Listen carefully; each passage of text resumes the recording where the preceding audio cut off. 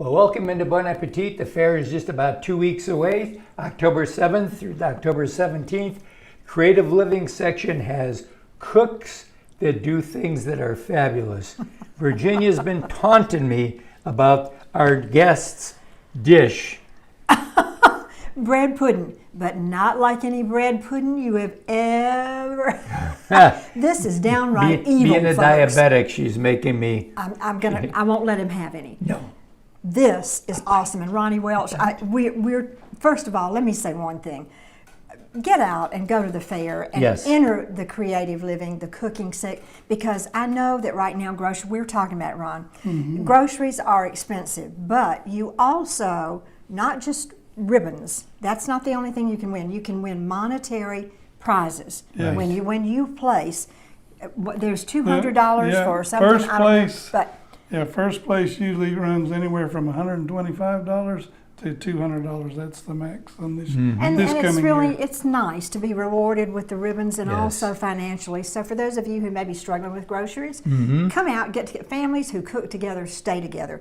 And this, you have got to tell us about your bread the blue ribbon recipe. winner. Yeah, wow! I won with this, and the category was desserts with pecans. So I got to looking, and a lot of people are not favorite. They're not. They don't really like bread pudding. And when I took it to work, I had it, and I said, "Hey, I got bread pudding in the break room. Go get you some." Well, I don't think I want some bread pudding. Secret ingredient, if you want people to eat your food, Krispy Kreme donuts. I mentioned Krispy Kreme donuts. They were in there. They were scraping the bowl, and I had to get the bowl away from one of them because I thought he was going to lick the bowl. It is amazing, and it's a great product. All right, so tell us how you make this. What goes in this? So it's really easy. You're going to take a 1 tablespoon of room temperature butter, and you're going to grease that pan really good.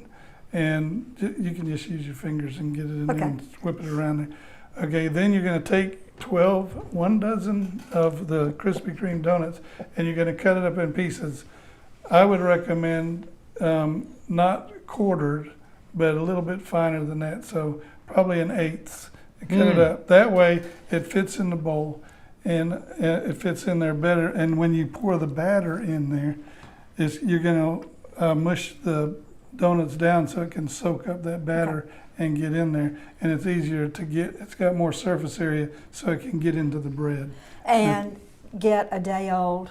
Yeah. It's better if you do it with a day old. Right. donut. Yeah, because fresh, they're going to be too soft. Right. So Then what comes next? Okay, so then you mix up your batter, and the batter is going to be 8 eggs, some heavy whipping cream, and you're going to get this recipe. You'll get the recipe, so you don't need to know how to measure it all out.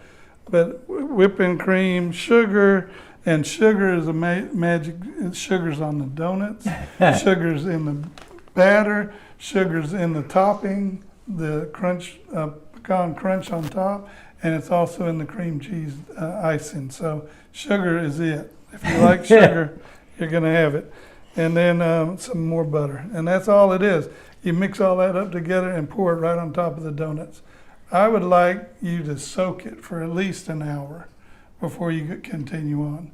Then you're going to take some chocolate chip, more sugar, chocolate chip, and dump it on top of there.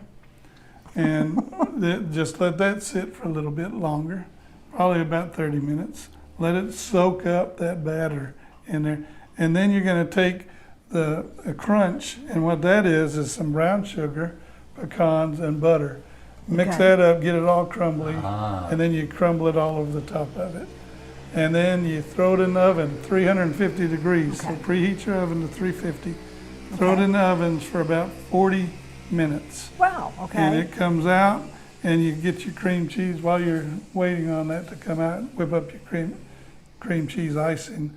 When it comes out hot, spray some on it, and that'll melt because the heat will melt it into it just a little bit. And then let it sit for 30 minutes and take that icing again and go over it again one last time, and then Bingo. It's ready to serve. Let me ask you this, Ronald. Now, if you cook it for, you said about 40 minutes at 350, 350. and then do you check it like when you're getting close to that time being up, because Well, everything in there Yeah, is 40 pretty much minutes done. is a minimum, and you can go up to probably 50, 55. Okay. But you just look and see how the browning Yeah. is. Each oven cooks a little bit different. Right. And it depends on where your rack is. My rack is usually in the middle of the oven, Me so too. Yeah. so don't Yeah. get it too high, so Okay. it'll brown faster. But just monitor the crust on it, and don't get it too brown. And this is good hot, this is good cold, Mm-hmm. and you can keep this in the refrigerator, bring it out and just warm it up if you want it warm.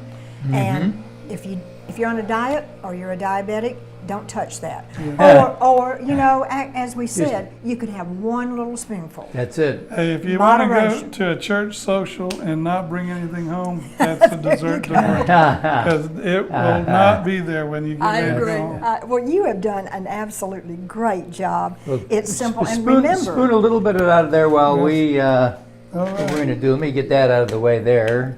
We we've can got do the that. recipes. And we have the recipes for you. Just call me at 277-5000, obviously 334, or send me an email, and the information will be on the screen.